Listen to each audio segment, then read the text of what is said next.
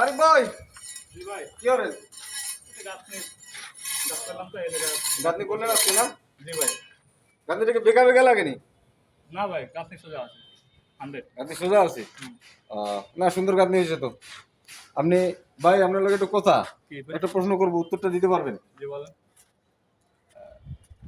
আপনি তো অনেকদিন ধরে কাজ কাম করেন, করি। এই একটা 9 তলা বিল্ডিং এ গাঁথনি শেষ হয় কয় ইটে?